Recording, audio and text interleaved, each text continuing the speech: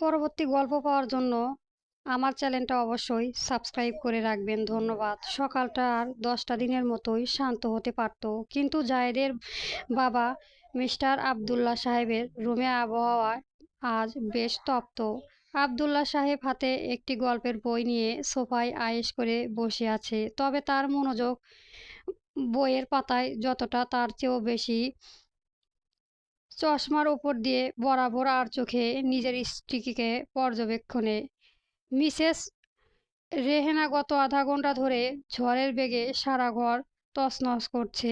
আলমারির ড্রয়ার থেকে শুরু করে টেবিলের নিচের কোনায় কোনো জায়গায় বাদ যাচ্ছে না। তার কপালে চিন্তার ভাঁজ আর চেহারায় স্পষ্ট বিরক্তি। এক পর্যায়ে আর না পেয়ে তিনি সমস্ত শক্তি সঞ্চয় করে মিস্টার আবদুল্লাহর ঠিক সামনে এসে দাঁড়ালেন। তুমি কি সোজা কথা বলবে, আমার ডায়েরিটা কোথায় লুকিয়ে রেখেছো?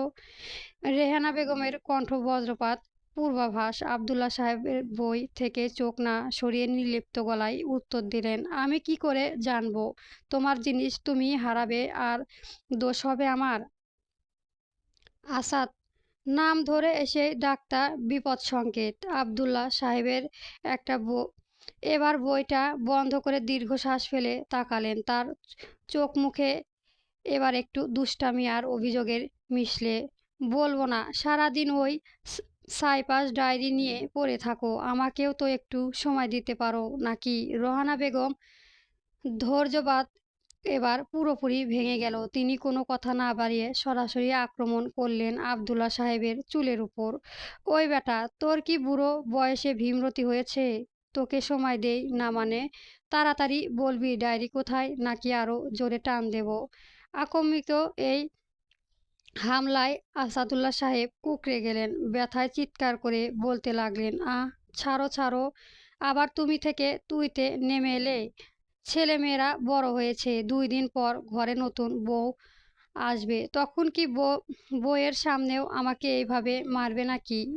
রেহানা বেগম ছাড়ার পাত্রী নয়। হাতের মুঠোয় আরো শক্ত করে বললেন, না বৌমার সামনে মারবো না, তখন দরজা বন্ধ করেই মারবো। ডায়েরি দিবি নাকি বল? অবশেষে পরাজয়ী স্বীকার করে আসাদুল্লাহ সাহেব ডায়েরিটা বের করে দিলেন। রেহানা বেগম জয়ী বেশে ডায়েরিটা ছিনিয়ে নিয়ে বিড়বিড় করে বললেন, মারকে ভূতেও ড্রাবায়, সোজা আঙুলে তো আজ পর্যন্ত ঘি উঠল না। অপমানে আর অভিমানে মুখটা কাচুমাচু করে আবদুল্লাহ সাহেব ঘর থেকে বেরিয়ে যাওয়ার জন্য পা বাড়ালেন, কিন্তু দরজা খুলতে তার চক্ষু চরক গাছ। দরজার ঠিক বাইরে দাঁড়িয়ে আছে যায় তার মাহি।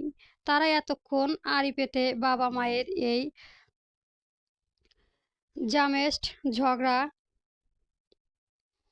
উপভোগ করছিল। বাবার উপস্থিতিতে টের পেয়েই দুইজন দুই দিকে ঘুরে আকাশ দেখার ভান করে শীষ বাজাতে শুরু করলো। আবদুল্লাহ সাহেব চোখ ছোট ছোট করে তাদের দিকে তাকালো। জায়েদ মাহিকে উদ্দেশ্য করে বলল, মাহি, তুই না বলেছিলি আজ কি রঙের ড্রেস পরে বের হবি?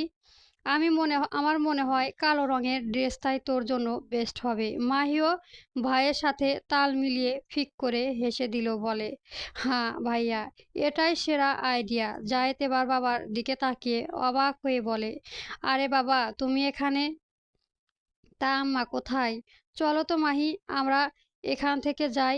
কেউ একজন বোধহয় তার বইয়ের হাতে আচ্ছা মার খাচ্ছিল। কথাটা বলেই যায় তার মাহি হাসতে হাসতে দুইজন দুই দিকে দৌড় দিল। আসাদুল্লাহ সাহেব রাগে ফুঁসতে ফুঁসতে পেছন থেকে চিৎকার করে বললেন, দাঁড়া শয়তানের দল, মেয়েরে বাচ্চা,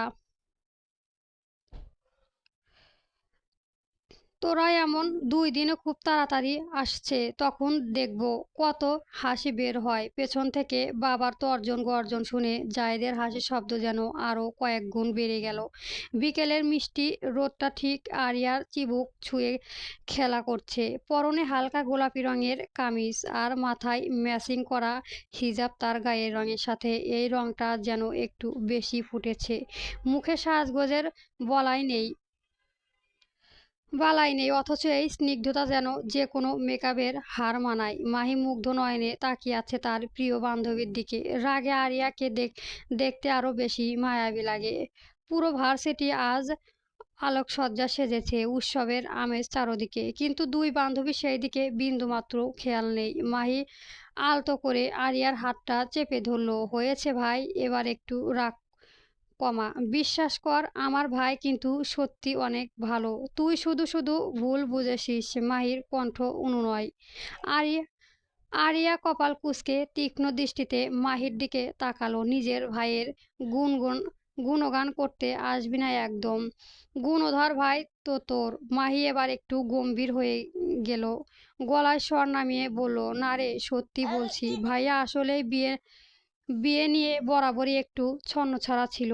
বিশেষ করে মেয়র হওয়ার পর তো নিজের নিঃশ্বাস ফেলার সময় পায় না। তার ওপর বাবা রোজ এক একটা মেয়ের ছবি এনে ওকে দেখতে আর জ্বালিয়ে মারতো।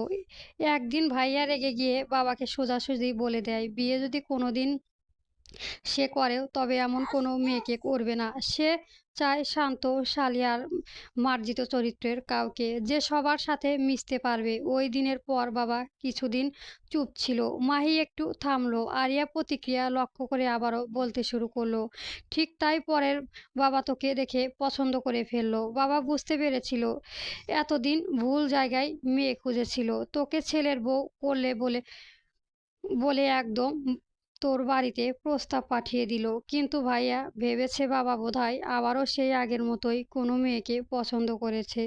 তাই সে রাগে মাথা সময় আর কাজের অজুহাত ছবিটা পর্যন্ত না দেখেই তোকে রিজেক্ট করে দেয়। এখন তুই বল, এতে কি আমার ভাইয়ের খুব বেশি দোষ আছে?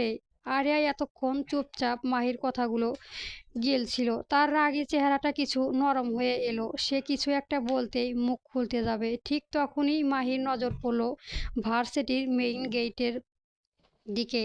শুধু আমি সেটা নিয়ে আরিয়ার কথা শেষ হওয়ার আগেই হঠাৎ মাহির চোখ দুটো ছানা বড়া হয়ে গেল।